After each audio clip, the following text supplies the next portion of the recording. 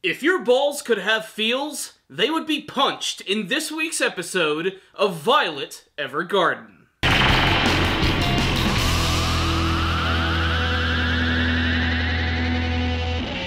You know, I consider myself a tough, manly man. I don't like to show my emotions too much, but even I have to admit that this week's episode of Violet Evergarden left me a little misty-eyed. It was certainly a very good-feeling episode, as Violet is conquering another obstacle in her journey to learn what it means to love and how to fully express it.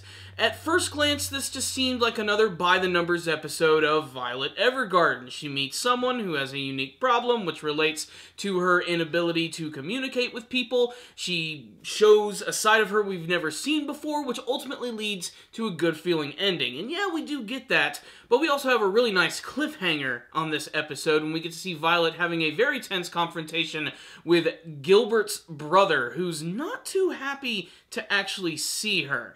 But this episode right here was very good. The overall story is that Violet has been sent by the government to go to the kingdom of Drossel and write a public love letter for Princess Charlotte to Prince Damien of the Flugel Kingdom. The reason that this is so important is that in the previous war, these two countries went to war with one another, so basically this entire peace treaty and these two kingdoms coming together sort of hinges on Violet's ability to sort of write this letter and to sort of express Princess Charlotte's actual feelings, which are very hard to put on paper, as at first, Princess Charlotte comes across as the very stereotypical, very just, well, let's just get it out there, she is a spoiled brat kind of character. But she's actually quite layered and has some very deep feelings for the prince of the other kingdom, who happens to be 10 years older than her, and the age gap is kind of insane, 24 and 14. This episode makes it clear that there is no barrier age for love, but I don't think that that would fly in modern society. But if you're willing to take it for what it is, which is basically a very fancy anime fairy tale, then it does come across as quite charming. And it does seem that these two characters do have genuine feelings for one another, something that they both have a hard time expressing, and it's up to Violet to actually do that. And what I think is probably one of the best things about this episode is that we finally get to see a little bit more of Violet's human side. She finally does start to express emotion, and by the end of the episode, she probably has her most genuine smile that we've seen from the entire series, and it just feels good. You can tell that she finally feels accomplished over helping someone by being an auto memory doll, and it just feels great. So, like I said, going back to the actual story of this episode, these are public love letters, which means anybody can read them and understand them, and of course it's meant to bring these two kingdoms together, and everyone from the multiple kingdoms, including the men and the women, are just pining over these letters, and watching the people actually read them is really funny. At first, they're very by-the-numbers love letters. They're very dressed up and read like poems, and they almost come across as a little robotic.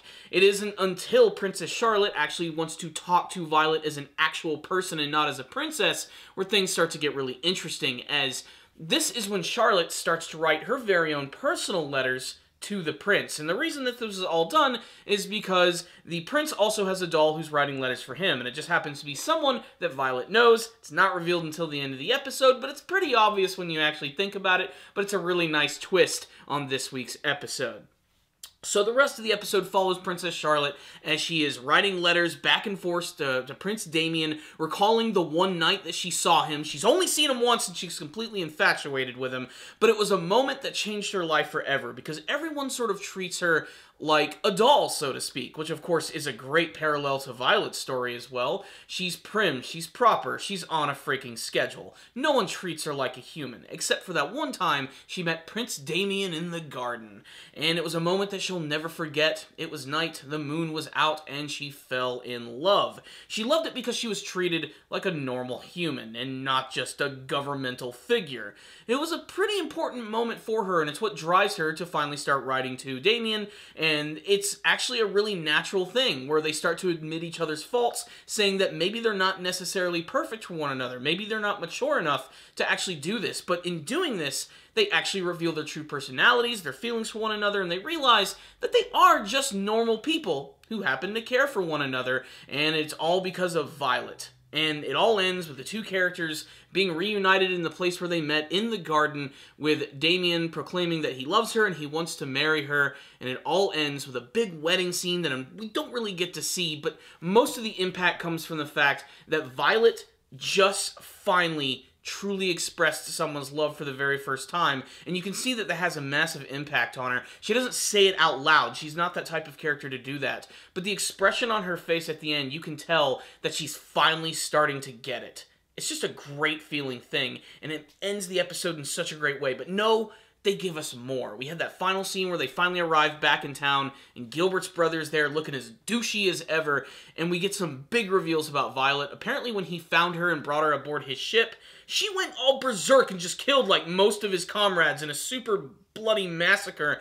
I'm not really sure why this went down, but again, inquiring minds want to know. I want to know more about this very tragic and disturbing backstory of Violet. I'm very interested to see what it is truly going to be all about. So, what's the rundown on this episode of Violet Evergarden? There are so many layers to this episode. One, I'm not even going to talk about the production value. I could talk about it for days. This is a great looking episode from every single freaking frame and every single, like, color and use of color and lighting accentuates the feelings in every single scene so perfectly. I love it.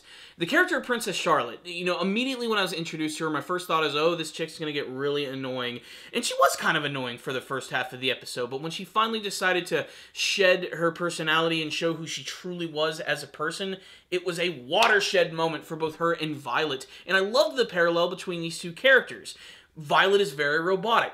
She's very awkward. She doesn't know how to express emotion.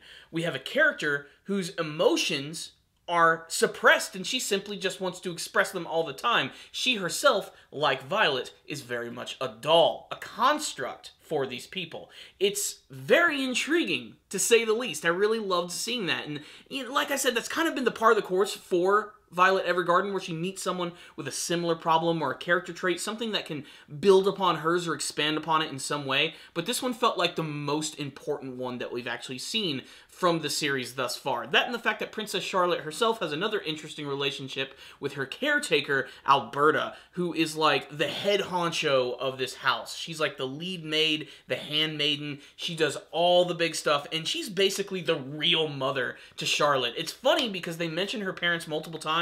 Never see them throughout the entire episode. They're government figures. They're busy. They don't have time for the princess daughter. But this handmaiden who dotes on her and looks after her and tries to turn her into a proper woman, she is like the most influential person in Charlotte's life, and that's one of the main reasons why she's so afraid of trying to confess her feelings for Damien, as she feels by doing this, she's going to lose Alberta, the only person who ever really cared for her, her surrogate mother, so to speak. And it all ends at the end when finally you can see Alberta allowing her to see her in her wedding dress, and she goes off and does her own thing, and it's such a beautiful and tender moment, and it's made even better by the final shot where the Princess Charlotte, prostrates herself before her servant, kissing her hand, putting it upon her forehead. It's a humble moment that will just hit you right freaking here. This is Violet Evergarden. It's a beautiful anime series. People aren't punching each other or shooting ki blasts or going around and flying in space and fighting against giant monsters or trapped in a video game world. It's just a proper diagnosis of what it means to be in love with someone and how difficult sometimes it is to actually express it. You can't always put it into words. And this show right here is totally just owning all of that. And it's doing so with some amazing production value, I have to admit. It surprises me. This is the type of show that I just do not watch. It's just the type of anime I never get into, but it makes me want to look at more. I don't know if they're all going to have the quality of this series right here in terms of its writing, its atmosphere, and its just gorgeous artwork, but man, this is some quality anime material right here, and if you just need a break from all the crazy action and ridiculous sci-fi stories, and you want to see something that's a little more grounded, but still has a nice mysterious world that's built upon a really interesting lore, then check it out. It's Violet Evergarden, it's beautiful, and this was another 5 out of 5 episode. I'd love to hear your thoughts about the episode, and you can tell me in the comment section below. Are you enjoying the series as much as I am? What do you hope to see from the future of the series? Tell me all your thoughts right down there. Thank you guys for watching. I'll see you guys next time. And as always, stay down, baby.